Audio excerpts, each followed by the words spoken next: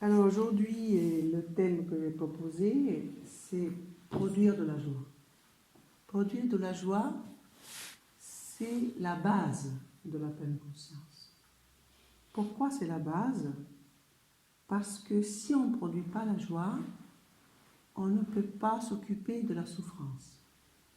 C'est-à-dire, c'est comme si je prends des vitamines pour après me renforcer et pour agir, ou bien pour agir sur quelque chose de plus profond qui constitue ces blocs de souffrance qu'on peut avoir à l'intérieur de nous. Nous agissons donc dans notre vie quotidienne. L'idéal, disons, c'est de choisir d'agir à partir de la joie et pas à partir de la colère ou de la peur. On parle beaucoup aujourd'hui des mouvements écologistes. Beaucoup de jeunes, beaucoup d'adultes ont peur de l'avenir. Mais la peur ou la colère fournissent une énergie qui n'est pas vraiment sur le long terme, et qui va s'épuiser, et qui va nous épuiser. Donc, si nous essayons de produire de la joie, et c'est possible, c'est beaucoup plus simple pour nous d'agir dans le monde. Alors, je disais que aborder la souffrance, c'est trop dur au début. Il faut d'abord apprendre, chacun de nous va apprendre à produire de la joie. Et nous avons les graines de la joie en nous. Vous vous rappelez quand nous avons parlé de la conscience réceptacle qui est en nous, qui garde les graines de colère, mais aussi les graines de joie, les graines de bonheur, les graines de la pleine conscience. Et ces graines donc sont là disponibles. Et nous pouvons apprendre à nous tourner vers la joie, c'est-à-dire à nous réjouir dans le corps. Nous pouvons faire une méditation du sourire. Par exemple, je peux dire « j'inspire, je suis consciente de mon corps, j'expire, je souris à mon corps ». Un sourire qui est intérieur, mais qui peut aussi être physiquement présent sur les lèvres.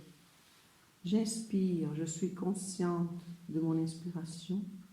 J'expire, je souris à mon expiration. J'inspire, je suis consciente de tout mon corps. J'expire, je relâche les tensions dans tout mon corps.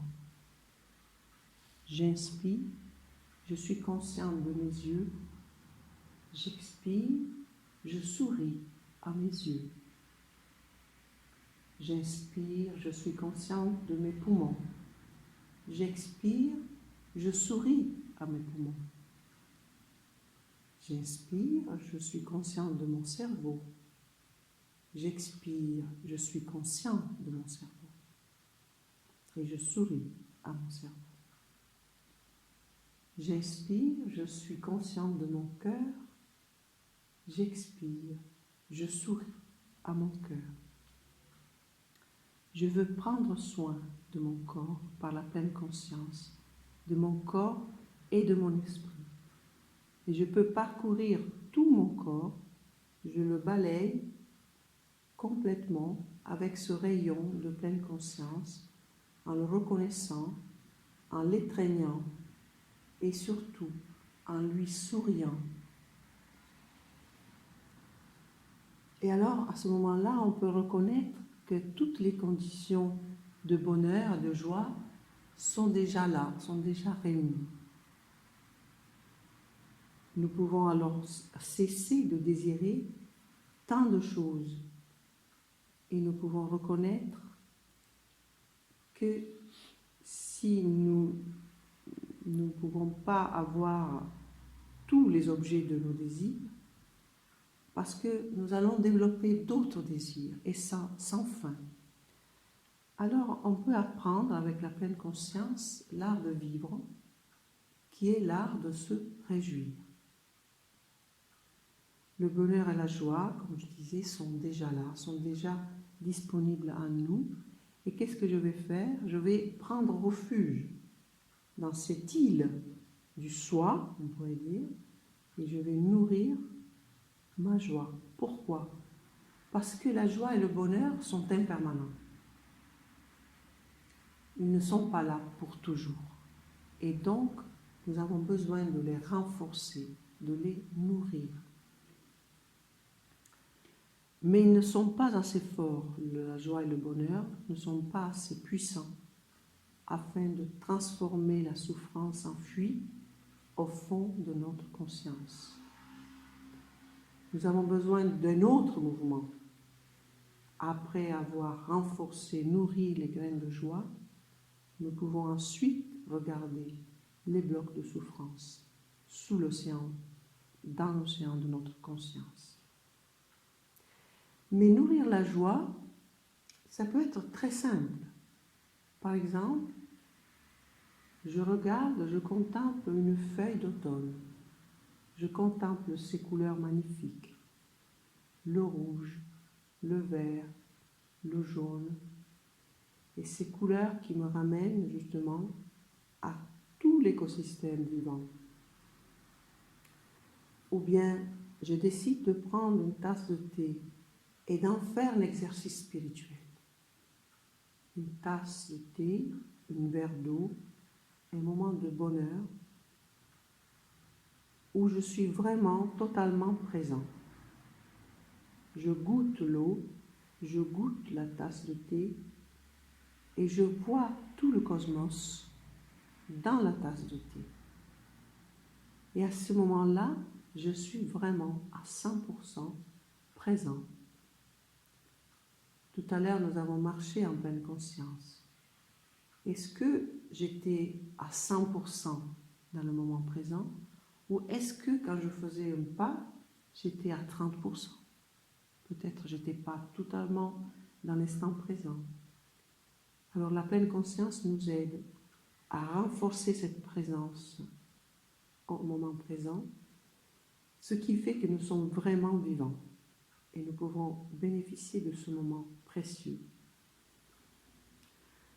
Parfois, la fatigue aussi nous amène à ne pas reconnaître la joie qui est en nous. Et à ce moment-là, les idées. Il faut prendre un jour de paresse, un jour complètement dédié à la méditation, à la respiration, à calmement savourer les plaisirs, comme boire quelque chose, un verre d'eau avec calme, prendre un thé avec un ami. Et à ce moment-là, quand nous sommes moins fatigués, mentalement et physiquement, là nous devenons vraiment présents. Et nous pouvons apprécier chaque moment partagé ou chaque moment en solitude. Et le moment présent devient un moment merveilleux où nous pouvons vraiment toucher la vie.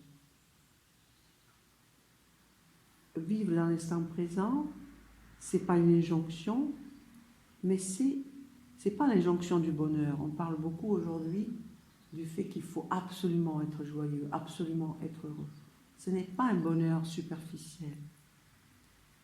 C'est un bonheur, une joie très profonde qui vient de cette reconnaissance et du fait qu'on a pris refuge à nous-mêmes et qu'on peut se dire « je suis arrivé, je suis chez moi ». Et à ce moment-là, on peut imaginer que nous avons du pouvoir, le pouvoir d'engendrer la joie, le pouvoir de nous réjouir. Et ce pouvoir est fondé sur 3 aspects. Le pouvoir de la compréhension. Quand je comprends une autre personne, même si une personne qui m'a fait du mal, je ne veux plus punir. La compréhension est liée donc à la compassion. 2, le pouvoir de l'amour et du pardon. Si j'ai l'amour et cette capacité de pardon, j'ai la capacité de me transformer, mais aussi de transformer un groupe, transformer la famille, transformer un groupe d'amis, une classe. Et à ce moment-là, on peut trouver le temps, prendre le temps de s'asseoir et d'écouter. Et la joie, là aussi, est présente. Et la troisième mode, on pourrait dire, un troisième pouvoir que nous avons pour produire de la joie, c'est aussi lâcher prise. Lâchez vos vaches. Pourquoi lâcher vos vaches? Parce que, imaginez quelqu'un qui a quelques vaches, qui perd ses vaches dans le champ et qui commence à courir dans tous les sens pour trouver ses vaches. Est-ce que nous sommes prêts à lâcher ces vaches qui nous amènent plutôt de l'inconfort, plutôt du souci? Nous pouvons choisir donc d'abandonner des activités qui ne nous portent pas de la joie. Transformer donc des sensations neutres en sensations joyeuses. Tout à l'heure, je parlais de savourer une tisane, une tasse de thé ou un verre d'eau. Cette sensation qui normalement est neutre, eh bien, je la transforme en quelque chose de positif qui va me nourrir. Alors, je peux toucher de cette manière ces merveilles de la vie. Et tout à l'heure, nous avons imaginé en marchant d'être comme des astronautes qui reviennent sur Terre depuis un long voyage dans le cosmos, depuis 6 mois, ils touchent la Terre. Et ce moment-là devient un moment de joie. Parce que je ressens que je fais partie de toute une trame, toute la toile du vivant. Et reprenons cette idée de toile, de filet. Dans les anciens textes indiens, on retrouve le filet d'Indra. Indra. Ce filet, il est un peu magique parce qu'à chaque fois que les fils se croisent, il y a comme un joyau merveilleux qui reflète tous les autres joyaux.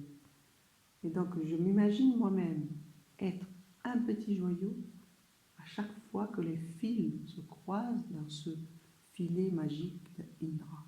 Et ce filet, c'est la toile de la vie. Donc, ressentons à chaque fois qu'on se connecte avec une feuille d'automne, avec une tisane, avec un sentiment, une sensation agréable dans notre corps et dans notre esprit. Essayons de trouver cette connexion qui nous rend vraiment joyeux. Et on pourra terminer maintenant sur un exercice, un échange à deux qu'on peut faire. Et c'est Clément qui va en parler. Donc, l'idée pour produire de la joie, c'est vraiment s'établir dans l'instant présent avec une activité manuelle, corporelle ou même mentale, mais où vraiment le corps et l'esprit sont reliés. Et surtout apprécier tous les ingrédients, tous les composants qui font que ce moment est vraiment un moment merveilleux et que nous pouvons aussi choisir d'arrêter de courir. Voilà ce que je voulais partager avec vous.